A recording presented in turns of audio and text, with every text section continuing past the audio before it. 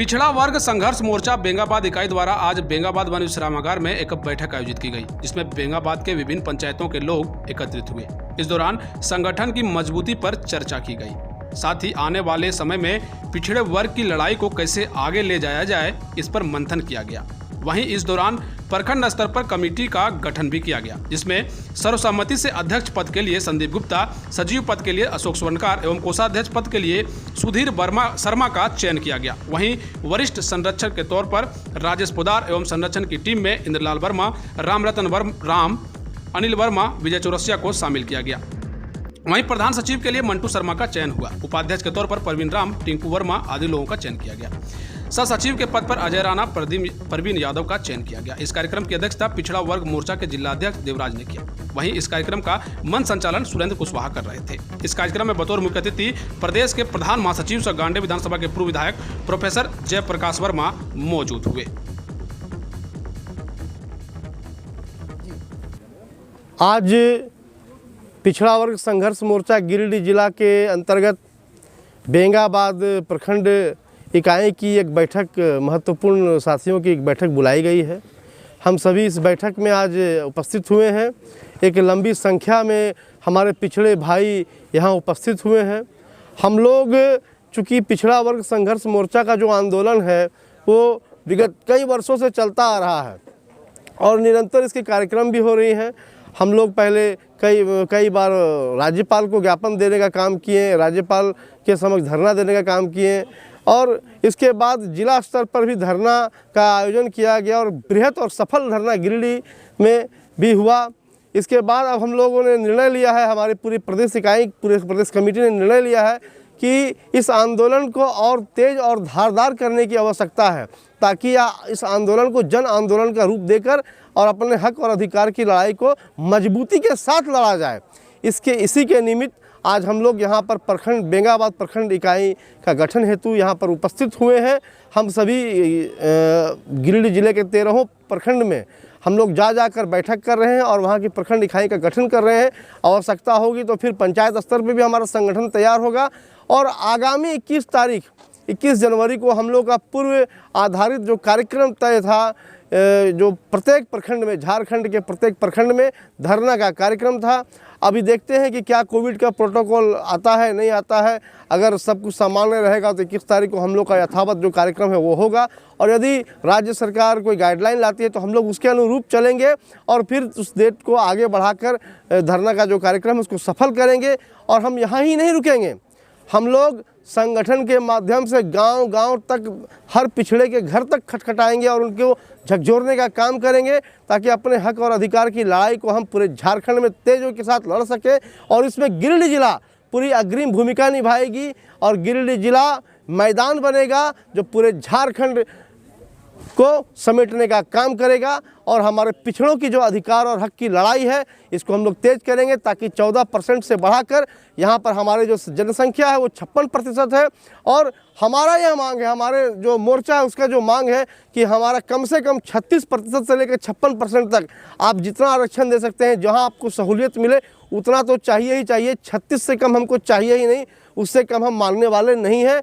और इस मैं आपके माध्यम से, प्रेस के साथियों के माध्यम से हमारे गिरिडीह जिले के साथ पूरे झारखंड राज्य के पिछड़े भाई बहनों से आह्वान करूंगा, नौजवान साथियों से, युवाओं से, बेरोजगारों से खासकर आह्वान करूंगा कि वे इस लड़ाई को मजबूती से लड़ने में हम लोगों का साथ दें और कंधे से कंधा मिलाकर इस लड़ाई को तेज करें और अपने हक और अधिकार की जो मांग है उसको लेने का काम करें। बताएंगे क्या उद्देश्य? आज बेंगाबाद प्रखंड में पिछड़ा वर्ग संघर्ष मोर्चा का बैठक चल रहा है और आज के बैठक के माध्यम से यहाँ पर पिछड़े सारे लोग जुटे हुए हैं और ये पिछड़ा वर्ग संघर्ष मोर्चा लंबे समय से पिछड़ों के अधिकार की लड़ाई लड़ रहा है, पिछड़ों को नौकरियों में आरक्षण मिले इसकी लड़ाई लड़ रहा है। और सबसे पहले हम बात शुरू करें, इसके पहले आप लोगों को हम बताना चाहते हैं कि पिछड़ा वर्ग संघर्ष मोर्चा हमेशा अनुसूचित जनजाति के आरक्षण को हम स्वागत करते हैं। अनुसूचित जाति को जो आरक्षण प्रदान किया गया है झारखंड में, हम उसका स्वागत करते हैं। हमारे झारखंड में जो स्वर्णों को 10% जो वीकर सेक्शन है, जो स्वर्ण समाज से, उनको 10% आरक्षण दिया गया है। हम उनका स्वागत करते हैं। हम सरकार के इस नीति का स्वागत करते हैं क्योंकि यह चीज़ जो है हमें संविधान ने प्रदान किया है और संविधान स्पष्ट रूप से वर्णन करता है कि भारत में जो भी लोग पिछड़े हैं, डाउन ट्रोडन हैं, और उनको अपलिफ्ट करने की आवश्यकता है। और ये संविधान इस बात का जगह देता है क्योंकि हमारा संविधान साफ शब्दों में कहता है कि भारत एक कल्याणकारी राज्य है और सरकारों का मुख्य लक्ष्य है जनता का कल्याण करना, उसके जीवन स्तर को ऊंचा उठाना और बेहतर जीवन प्रदान करना। ये हमारी डेमोक्रेसी का मूल मंत्र है, भारत की डेमोक्रेसी का। और उसी के तहत आरक्षण की व्यवस्था की गई है। चूँकि बहुत अध्ययन के बाद जो हमारी सरकारें चल रही थी, प्रारंभिक दौर में संविधान में भी वर्णन था कि हम जनसंख्या के अनुपात में जो हमारे एसटी के भाई हैं आरक्षण देंगे, एससी के भाई को आरक्षण देंगे। और उसी के अनुरूप 1979 में एक बीपी मंडल जी के अध्यक्षता में, उनके चेयरमैनशिप में कमेटी का गठन किया गया। और उस कमेटी में उनके अलावा और 4 मेंबर थे, 5 लोगों की सदस्यीय कमेटी बनाई गई और उन्हें कहा गया कि पूरे भारत में ये स्टडी करके बताएं कि भाई पिछड़ों की स्थिति क्या है और कैसे लोगों को अपलिफ्ट करना है। तो उस कमेटी ने अपने 1 साल के लंबे अध्ययन के बाद, पूरे देश का अध्ययन करने के बाद, उस कमेटी ने अपना रिपोर्ट को सबमिट किया। और जब ये कमेटी का गठन गया था 1979 में, उस समय जनता पार्टी की सरकार थी और उसी ने इस कमेटी को फॉर्म किया था।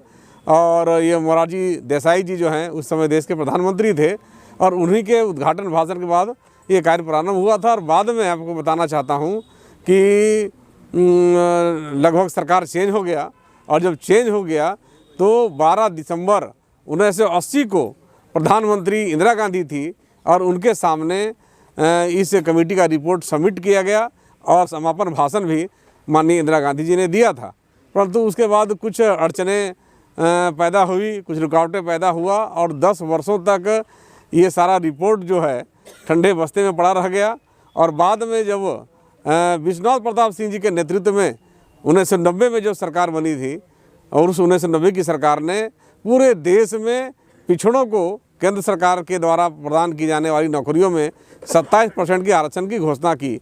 और उस समय हम लोग बिहार में थे तो बिहार में पिछड़ों को आरक्षण प्रदान किया गया था, तो हम लोग को आरक्षण यहाँ मिल रहा था। और चूंकि बिहार में 34% पिछड़ों को आरक्षण दिया जा रहा है और उस समय सरकार में थोड़ा आप लोगों को कानून के बारे में जानकारी देना चाहता हूँ कि उस समय सरकार ने कहा था, जब बहुत सारे चैलेंजिंग बातें आई तो सरकार ने कहा था कि आरक्षण की सीमा 50% हो, 50 से ज़्यादा सीमा नहीं हो।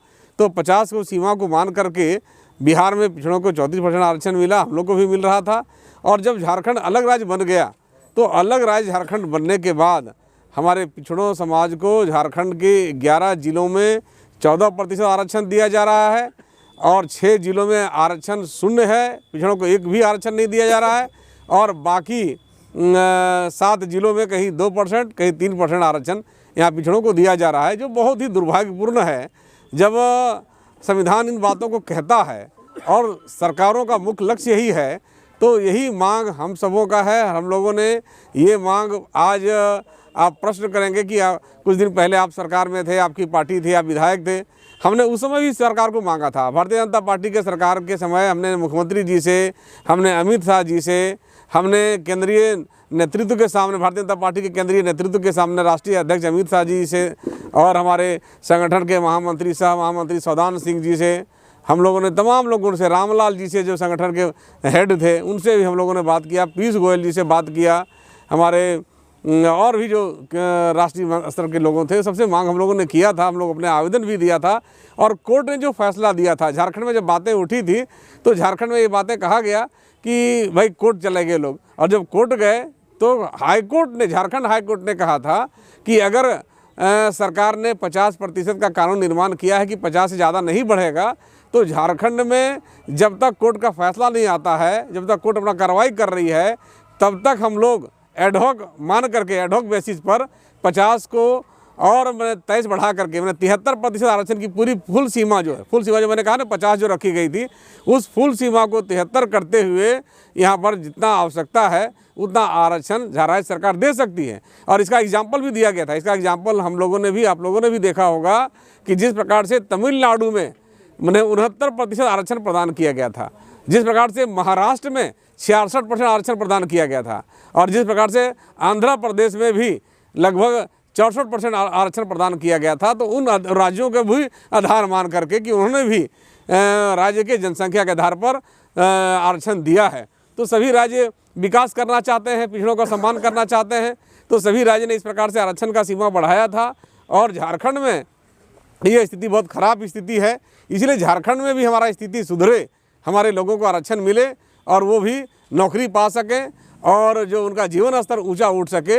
इसी बात को लेकर के हम लोग लगातार कार्यक्रम कर रहे हैं। हम लोगों ने पिछले दिनों पूरे राज्य के सभी जिला मुख्यालयों में धरना देने का काम किया था। हम लोगों ने राज्यपाल महोदय जी के सामने धरना दिया, उनसे मिलकर के सारी बात रखा। हम लोगों ने मुख्यमंत्री जी के आवास के बाहर धरना दिया, वहाँ हम लोगों ने बात रखा। और अब हम लोग का अभियान है कि हम लोग पूरे राज्य के सभी प्रखंड मुख्यालयों में भी धरना देंगे और धरना दे करके सरकार को सचेत करेंगे। क्योंकि आप लोगों ने देखा होगा जब चुनाव प्रचार चल रहा था तो राज्य के वर्तमान मुख्यमंत्री आदरणीय हेमंत सोरेन जी ने हर सभा में, सभी भाषण में कहा था कि मैं मुख्यमंत्री बनते ही इस राज्य में 27% आरक्षण लागू करूंगा। परंतु आज वो भी चुप बैठे हुए हैं। हम लोग उनसे भी आग्रह करते हैं, हमारा समिति उनसे भेंट करके हम लोगों ने बात भी किया और अभी भी आग्रह करते हैं कि जितना जल्द हो सके आप लागू करें, और ताकि हम लोगों को बड़े आंदोलन में नहीं जाना पड़े। और आंदोलन का अगला जो हमारा फेस होगा धरना के बाद वाला, हम लोग रांची में एक बड़ा प्रदर्शन करेंगे और हम लोग मुख्यमंत्री को और राज्यपाल को घेरने का काम करेंगे। तो इसी प्रकार का अभियान चल रहा है और हम इस अभियान में लगे हुए हैं। और इसी निमित्त आज यहाँ पर बैठक भी हो रही है, सभी लोग जागरूक हो रहे हैं, सभी अपनी बातों को रख रहे हैं। और हमको पूरा उम्मीद है कि बेंगाबाद में कार्यक्रम जब भी होगा धरना का, चूँकि अभी कोरोना का कुछ लक्षण प्रारंभ हो गया है, तो हो सकता है कि जो हम लोगों ने 21 तारीख को 21 जनवरी को धरना का डेट तय किया गया है, इसको हमें बढ़ाना पड़ सकता है। तो कोरोना को क्या प्रोटोकॉल को ध्यान में रखते हुए जो भी नया डेट होगा वो डेट हम आप लोग के सामने करेंगे और बड़ा आंदोलन की तरफ जाएंगे। धन्यवाद।